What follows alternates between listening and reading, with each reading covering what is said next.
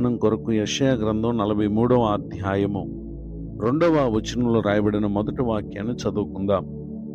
నీవు జలములలో బడి దాటునప్పుడు నేను నీకు తోడయుందును. చదవబడిన ఈ వాక్య భాగంలోని దీవెన నా ప్రియులకు మీరందరూ పొందుదురుగాక. వాక్య ధ్యానం కొరకై ప్రార్థన.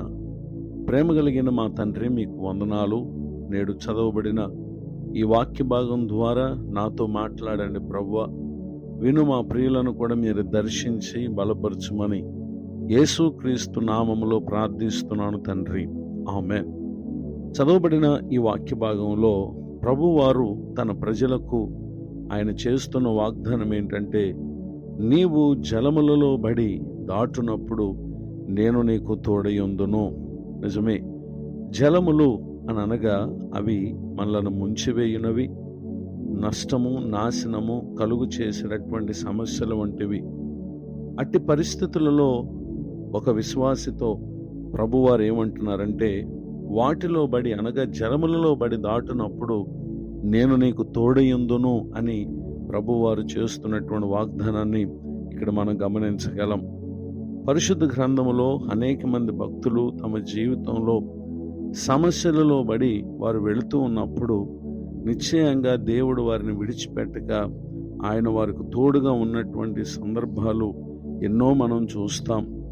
నేడు ఈ మాటలు వింటున్నటువంటి మనతో కూడా ఆ గొప్ప దేవుడే ఆయన తోడుగా ఉంటానని ఈ దినం మనకు ఆయన వాగ్దానం చేస్తూ ఉన్నారు. పరిశుద్ధ గ్రంథంలో రాయబడినటువంటి ఒక సంఘటనను మనం పరిశీలన చేసినట్లయితే, ఎజ్రా గ్రంథము 8వ అధ్యాయము 31వ వచనంలో రాయబడిన వాక్యం చదువుకుందాం. మేం మొదటి నెల 12వ దినమందు యెరూషలేమునకు వచ్చుటకై అహావా నది నుండి బయలుదేరగా మా దేవుని హస్తం మాకు తోడుగా నుండి శత్రువుల చేతిలో నుండి మార్గమందు పొంచి ఉన్న వారి చేతిలో నుండి మమ్మను తప్పించినందున మేము యెరూషలేమునకు వచ్చి 3 దినములు అక్కడ బస చేసితిమి. చదవబడిన ఈ వాక్య భాగంలో ఎజ్రాతో పాటు ఇశ్రాయేలీలు వారు యెరూషలేమునకు ప్రయాణమై ఉండగా తమ ప్రయాణ మార్గంలో వారికి శుభ ప్రయాణము కలుగునట్లుగా వారు చేసినటువంటి ఒక గొప్ప పని ఏంటంటే, ఎజ్రా గ్రంథం 8వ అధ్యాయము 21వ వచనంలో వారు ఉపవాసం ఉండుడి అని చెప్పి ఎజ్రా ప్రకటించినప్పుడు వారు ఆ విధముగానే ప్రభు సన్నిధిలో ప్రార్థన చేశారు. వారు చేసినటువంటి ప్రార్థన ఆలకించినటువంటి దేవుడు వారు వెళుతూ ఉన్నటువంటి మార్గంలో ఆయన వారికి తోడుగా ఉండి వారు చేరవలసినటువంటి గమ్యాన్ని చేర్చినటువంటి విషయాన్ని ఇక్కడ మనం చూస్తూ ఉన్నాం. ఈ మన జీవిత యాత్రలో మనం చేరాల్సినటువంటి దేవుని రాజ్యాన్ని చేరుటకు ఇహమందు విశ్వాస సంబంధమైన పలు శోధనలు, సమస్యలు, పోరాటాలు మన జీవితంలో మనం ఎదుర్కొన్న వారంగా ఉంటాం.